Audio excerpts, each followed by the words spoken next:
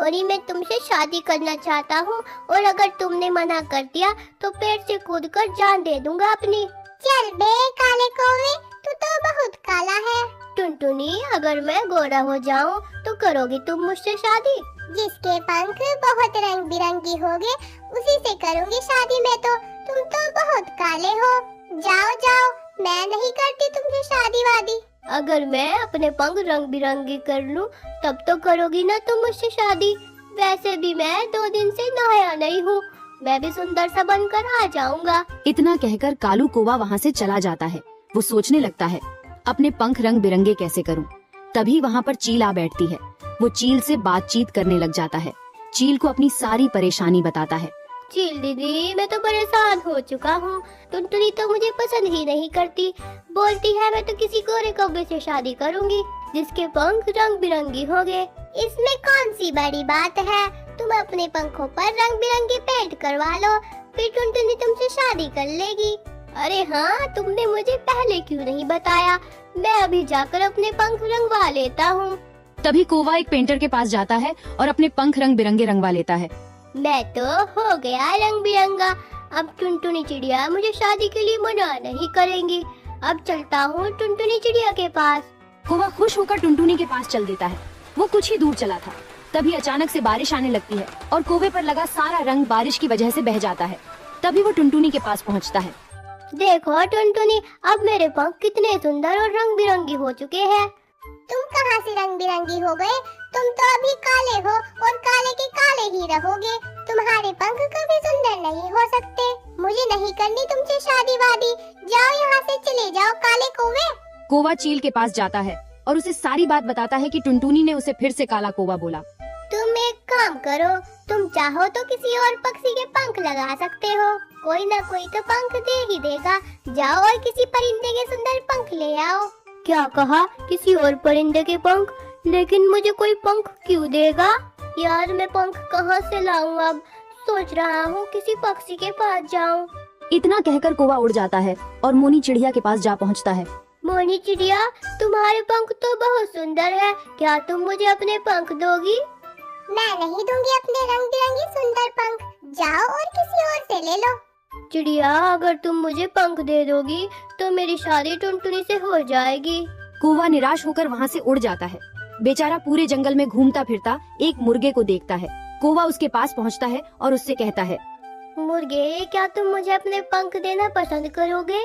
मुझे रंग बिरंगी पंख लगाकर टुनटुनी से शादी करनी है। क्यों नहीं, मैं दे सकता हूँ तुम्हें अपने पंख, लेकिन उसके लिए तुम्हें मुझे कुछ मक्का के दाने खिलाने पड़ेंगे। भुट्टे के दाने तो मैं ले आऊंगा मुर्गे भाई, चुरा कर। चोरी करने में तो मैं माहिर ही हूँ, तुम तो जानते हो ना। हाँ, मैं जानता हूँ। तुम ले आना मक्का के दाने चोरी करके। जैसे ही मैं मक्का के दाने खाऊंगा, मैं पंख फड़फड़ाने लगूंगा, और जो मेरे पंख फड़फड़ाकर टूटने लगेंगे उनको तुम अपने साथ ले जाना। ऐसे तुम्हारा काम भी हो जाएगा और मेरा काम भी हो जाएगा। ठीक है मुर्गे भाई, मैं अभी जाता हूँ और मक्का चोरी कर लाता हूँ। कोई भाई जल्दी आना, मेरी बीवी मुर्गी मेरा घर पर इंतजार कर रही है। कौवा वहाँ से उड़ जाता है और मक्का ढूंढता हुआ एक मक्का के खेत में जा पहुँचता है। भूख तो मुझे भी लगी है, क्यों न पहले अपनी ही पेट पूजा कर लूं, मुर्गे को बाद में देखा जाएगा।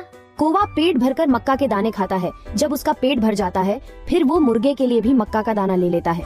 तभी किसान उसे देख लेता है। तभी जाते जाते वो कौवे को एक डंडा मार देता है। कौवा किसी तरह किसान से अपनी जान बचा लेता है और हाँफता हुआ मुर्गे के पास पहुँचता है। अगर वो किसान मेरे सर पर डंडा मार देता तो मैं मारा ही जाता। मुर्गे भाई, जल्दी से ये मक्का के दाने खाओ और अपने पंख फड़फड़ाओ और मुझे अपने रंग बिरंगी पंख दो। मुर्गा मक्का के दाने खाने लग जाता है। जैसे ही मुर्गे का पेट भरता है, वो पंख फड़फड़ाने लगता है। फिर उसके पंख टूटकर गिर जाते हैं। कौवा बहुत खुश होता है। कौवा पंख लेकर अपने घर की तरफ निकल पड़ता है। अपने घर जाकर वो सोच में पड़ जाता है। अरे, ये पंख तो एक ही साइड के हैं, टुनटुनी तो दोनों साइड पंख देखेगी। अब मैं दूसरी साइड के पंख कहाँ से लाऊं? चलो फिर से पंख ढूंढने चलता हूँ, कोई ना कोई तो पंख दे ही देगा। तभी कौवा जंगल में पंख ढूंढने निकल पड़ता है। वो मीठू तोते के पास जाता है। बताओ कैसे आना हुआ कौवे? मीठू मीठू मेरे प्यारे दोस्त, मीठू भाई मुझे तुम्हारे पंख चाहिए क्योंकि मुझे ऐसे सुंदर पंख की जरूरत है। ठीक है, तुम्हें अपने पंख तो मैं दे दूंगा, लेकिन उसके लिए तुम्हें मेरा कुछ काम करना होगा। ठीक है मीठू भाई, तुम जैसा बोलोगे मैं वैसा ही करूँगा। बताओ तुम्हें क्या काम करवाना है? मेरा घर बहुत गंदा हो रहा है, तुम्हें मेरे घर की सफाई करनी होगी। मिट्ठू उससे पूरे घर में झाड़ू लगवाता है और फिर बदले में अपने कुछ पंख तोड़कर कौवे को दे देता है। मैं अपने पंख तो दे रहा हूँ, लेकिन मेरे पंखों को रोज शैम्पू से धोना, क्योंकि मैं अपने पंख बहुत साफ रखता हूँ, नहीं तो मैं अपने पंख वापस ले लूँगा। ठीक है, वैसे भी मैं शादी के बाद तो रोजाना नहाया करूँगा, वरना मैं और काला हो जाऊँगा और टुनटुनी को मेरा काला रंग पसंद नहीं है। इतना कहकर कौवा पंख लेकर उड़ जाता है और वो एक दुकान पर पहुंचता है। वहाँ से वो एक ग्लू खरीदकर घर ले आता है, फिर उन पंखों को ग्लू से चिपकाने लगता है। वाह कल्लू, तो बहुत सुंदर लग रहा है।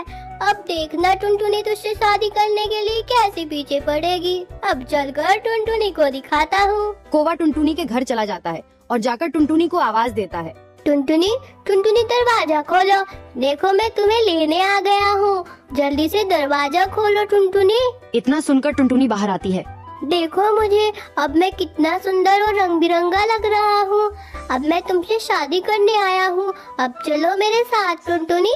तभी टुनटुनी कहती है कि उसने तो शादी कर ली है। क्या कहा टुनटुनी? तुमने शादी कर ली?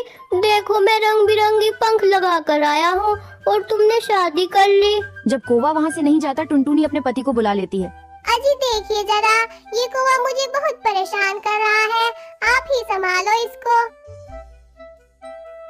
इतना सुनकर टुनटुनी के पति को गुस्सा आ जाता है और वो कालू की पिटाई कर देता है। कालू कौवे के सारे रंग बिरंगे पंख टूट जाते हैं और वो पहले के जैसा ही हो जाता है। फिर कालू कौवा अपने काले पंखों को बचाते हुए वहाँ से भाग जाता है। बच्चों, हमें इस कहानी से ये सीख मिलती है कि भगवान ने हमें जैसा बनाया है, हमें उसी में खुश रहना चाहिए। प्यारे बच्चों, अगर आप ऐसी ही और कहानियाँ देखना चाहते हैं तो हमारे चैनल टुनटुनी स्टोरीज को सब्सक्राइब करें।